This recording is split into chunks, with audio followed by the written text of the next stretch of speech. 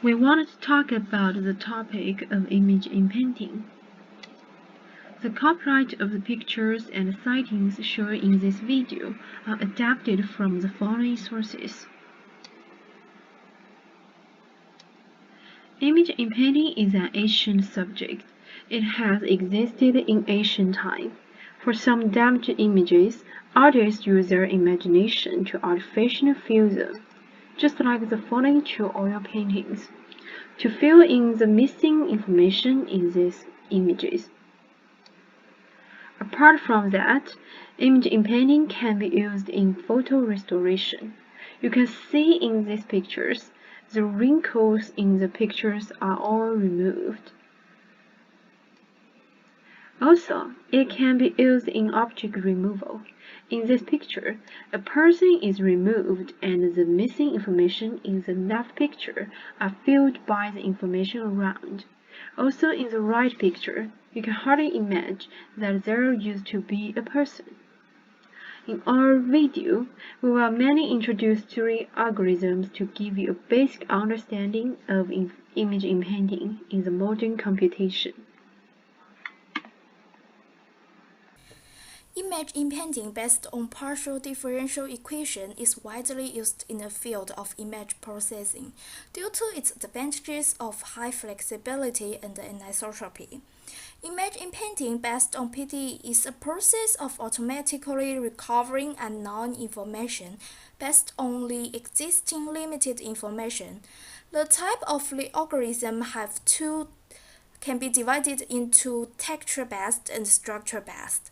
We mainly discuss the latter one in the following part. This type of algorithm have two classical methods, include TV method and CDD method. First of all, allow me briefly introduce the principle of image inpainting. The PDS operates in much the same way that chain restorers do.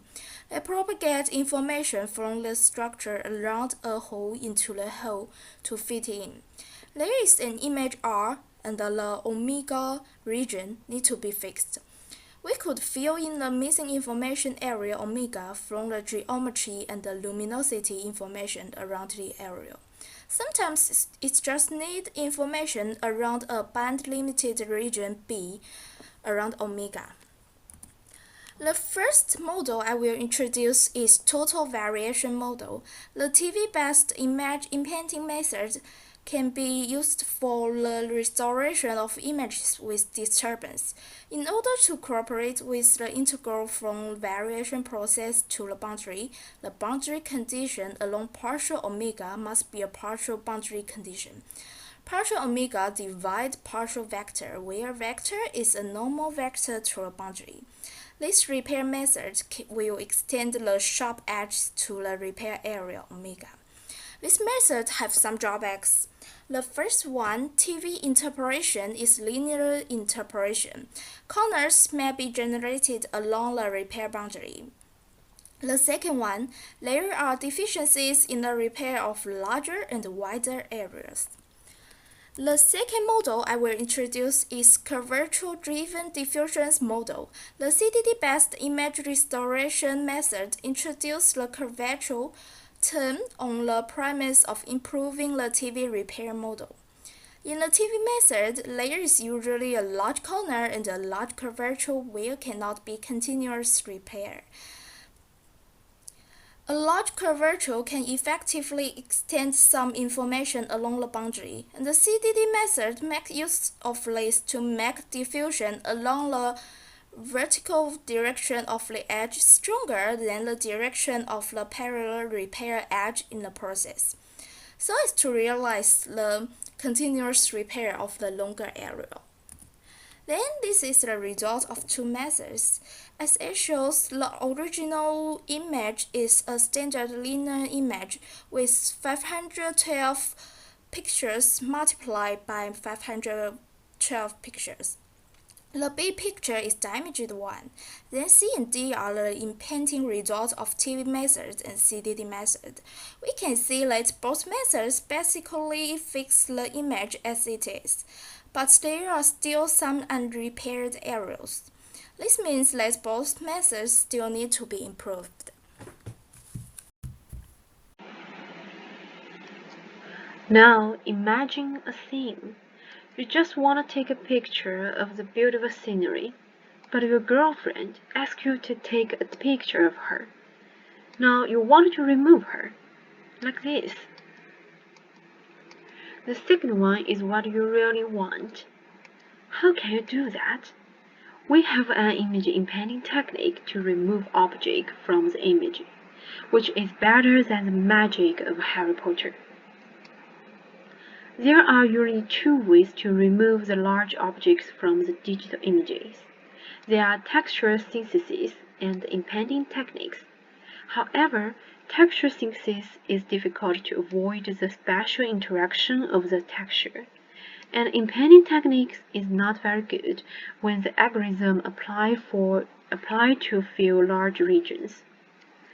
We will introduce another image inpainting technique, the exemplar-based inpainting, which combines those two techniques, made up for the disadvantages of those two techniques. Next, we will analyze the principle of the algorithm. The principle actually is a grading algorithm, always looking for the best solution in the process. The image can be divided into two regions, the target region and the source region. Inpainting will start from the boundary of the target region, the square template which is centered at the point P, which you can see in the figure B. Then find a most similar symbol in the source region, like the q in the figure C. Then to fill the square template, P, which has been chosen already. We can split the algorithm into 3 steps. Step 1. Computing patch priorities. From the two components of this formula, CP is the confidence term. When filling, the surrounding pixels with more information will be filled firstly, because they are surrounded by more pixels in the original images. They can provide more reliable information. DP is data term, shows that pixels near original image structure will be filled at first, so the original structure of the image can be better extended towards to the hills. Step 2. Search and pass the best match sample q. Simply calculate the sum of the squared difference of p and q, then pass this sample q to the target region. Now, first inpainting has already been completed. At last, continue to update the confidence term as the formula. But this algorithm has a considerable drawback. If the image does have a property sample without much information, this algorithm will not work very well. Let's see the result of the algorithm. So, how to despair your girlfriend? The algorithm always found the best sample on the boundary until all the target regions are filled. Also, you can despair your boyfriend like this.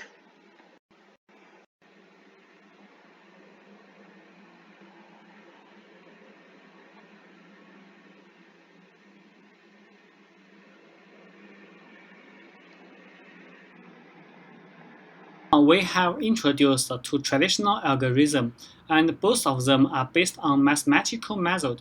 However, traditional methods have the following two drawbacks. First of all, traditional methods can only use the information of the existing area to fill unknown area, but they will not do prediction. Second, when the scale changes, such as rotation, the computational complexity increases. Deep learning algorithm can solve those two problems perfectly. The model will learn from data and add prior information to the algorithm and then do prediction. Here I want to introduce an algorithm called context encoder, which is composed in 2016 published in CVPR. Context encoder uses CNN as a self-encoder machine to extract the feature and do prediction. You can see in the following picture. In the procedure of encoding the feature of a picture with size of 128 times 128 are extracted using CNN kernels and generate a vector of 4,000 features. And in the decode procedure, those features are recovered by kernels to generate the content in the blank area. And you can see in the lower part of the picture generated in CNN are put in a GAN. GAN is Generative Adversarial Networks. So what is the use of GAN? Actually, you can just consider that GAN is to make the result better. After having a basic concept of the architecture, I will show you how does the network works. When you are training the model, we should input data like those in the left part. A picture with blank area as a feature and the missing content as label. We should put lots of data like those picture pairs to train our model. Usually, when we want to train our model, we have to define a loss function to see our error between the prediction and the correct answer. Here we use L2 loss function, also acknowledged as mean squared error. However, L2 is not enough. GAN will help to make our model better. What is GAN? We can see GAN is also like a CNN. However, it has a little different. In GAN, we impose a picture in the blank area with label 1 and our prediction with label 0. Through the GAN, if we can't tell a picture whether it is label 0 or label 1, our GAN will reach the best. In another word, given a picture, the best situation is that we can't tell whether it is from the prediction or it is a real picture. In the right part, you can also see the loss function. Usually, in machine learning models, we want to minimize the loss function. However, in GAN, we want to maximize the loss function. In real situations, we use L2 function and GAN together as a joint loss function to do optimization.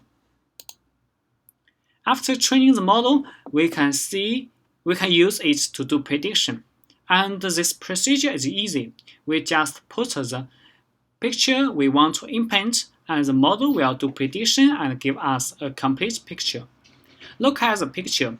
Look at those pictures. It is from original paper. We can see the model generates new things that is never seen from original picture, like the crab and the buildings. Okay, that's all about our presentation. Thanks for watching.